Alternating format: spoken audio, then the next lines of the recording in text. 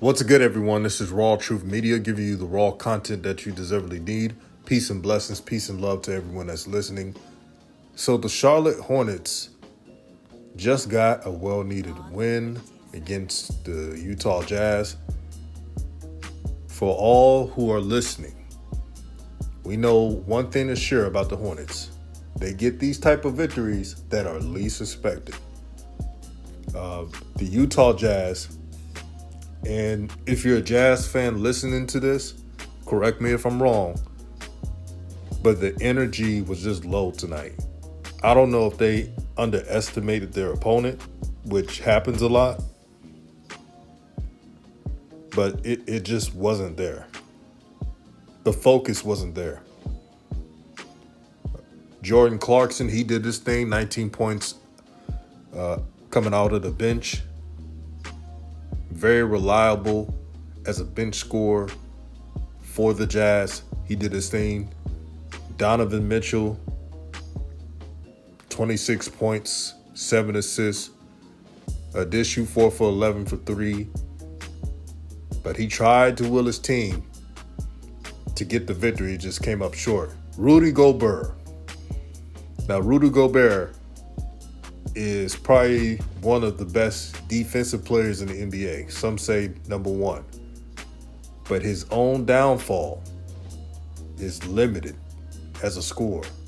He only had 11 points. He did get 19 rebounds. It's really easy to get rebounds against the Hornets. They don't got any bigs. Plumlee, a.k.a. Blumlee, had 1 freaking point. Who does that? 1 point. But he has the nerve to dribble the ball up and down the court like he's a point guard. But let me digress. Terry Rozier, he had his 25 points. And we all know when Terry Rozier gets his shots, he's happy.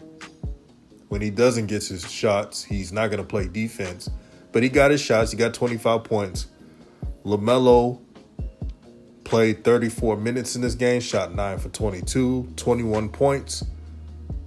5 assists, 4 rebounds. Now, not to nitpick, but we got to be honest, family. JB, James Borrego. What's with the substitutions, man? Come on, bro. LaMelo Ball in and out of the lineup. And I don't want to hear ish about defensive lineups and all this stuff. When they did the defensive changes, they still was getting cooked. And they allowed Terry Rozier, who has never cared about defense, to still stay out there.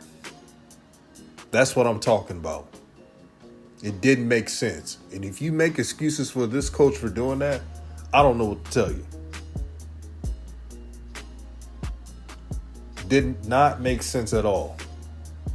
They sub LaMelo out. Utah still scores. So what's the point?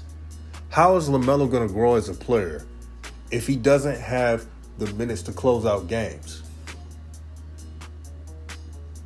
Your job as a coach, JB, is to build for the future. LaMelo Ball is your future. You may not want to hear it, but it's the truth.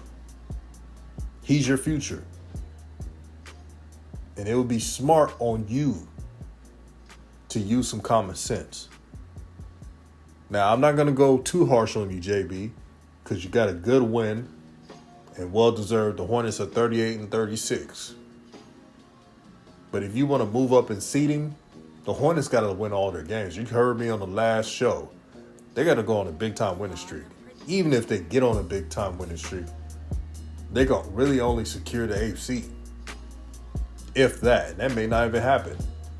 The mandate just changed. A shout out to Kyrie Irving, by the way. He's able to play home games now. So you already know the Brooklyn Nets are about to be on the run. And they're going to start winning games. The Toronto Raptors, who are the 7th seed, they're not slowing down. The Cavaliers are the Cavaliers. They have bigs, and the Hornets don't. The Bulls, even though they have not looked the same without Lonzo, they have enough wins to have a distance. But let me say this. I know this is supposed to be about LaMelo Ball. But the Chicago Bulls need Lonzo. I repeat, the Chicago Bulls need Lonzo Ball. They have not looked the same without him. They need his defensive intensity. They need his infectious passing. They look out of sync. And in the first half of the season, there were people saying that Lonzo wasn't important. But what have I said since the beginning? Lonzo fits exactly what they do. He doesn't have to be Zach LaVine. He doesn't have to be DeRozan. But what he does best is what the Bulls need. You know, Billy Donovan misses his play right now. He's looking at the bench every game, seeing if someone can step up and be a defensive leader. And it hasn't happened yet. They're out of sync. And Lonzo, man, brother, I hope you can find a way to not have these nagging injuries, because I'm starting to get worried. These injuries are piling up, and that's the reality. But I hope all is well with Lonzo. I hope he gets back in time to contribute in some way, because they're going to need him. They're going to need him bad. Before I go, I must say that I heard the news about James Wiseman. It's really unfortunate. He was put in a tough situation. He wasn't ready to be a number 2 overall pick.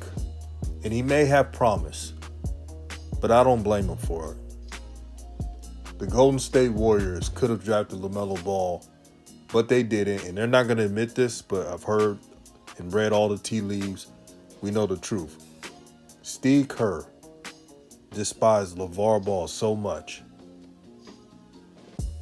that he literally told management, allegedly, because we got to go allegedly told management, do not draft LaMelo Ball at all costs. He doesn't want to deal with his father. That's the word on the street. He still was mad that LeVar Ball called Steve Kerr, him, the Milli Vanilli of coaching. He's still mad that LeVar Ball said that Mark Jackson is the reason why that team was constructed that way, which is true. Some of you are not going to like it, but it's facts. If it wasn't for Mark Jackson to instill in the culture and a belief that they can win, and they can win at that style, then the Warriors wouldn't be the Warriors. But back to James Wiseman. He had a meniscus injury last April. He still hasn't recovered from it. And the Warriors are reportedly shutting him down this season. He won't be able to play this season. And maybe that's best for him. Not maybe. That is best for him. Time to strengthen his knees. Just work on his game. But there was a lot of pressure on James Wiseman. It wasn't his fault. For him to live up to the talent of LaMelo Ball, that's difficult on any player. But Warriors, this is a lesson. When you draft very high, if you're not trading that pick for an all-star veteran or an all-star big, you draft the best player available. They didn't do that. And they gift-wrapped LaMelo Ball to the Hornets. So in this year's draft, 2022, for all the teams drafted, you choose and draft the best player available. It's all about that BPA, best player available. Because if you don't, you're going to be just like the Warriors, regretting their decision. Now, the Warriors can still win a championship.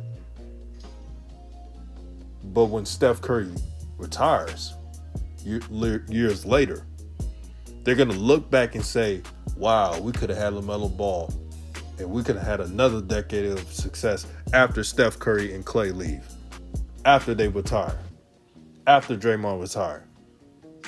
They missed that opportunity because of arrogance.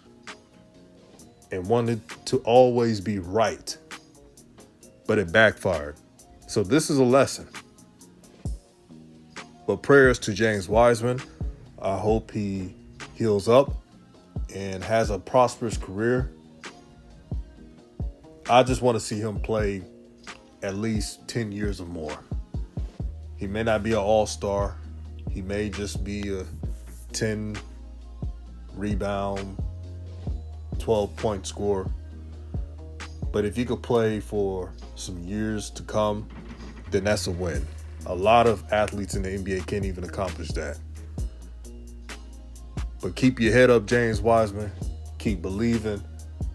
Don't give up. And to the family, please like and subscribe to this channel if you haven't. Share this video, and I'm out.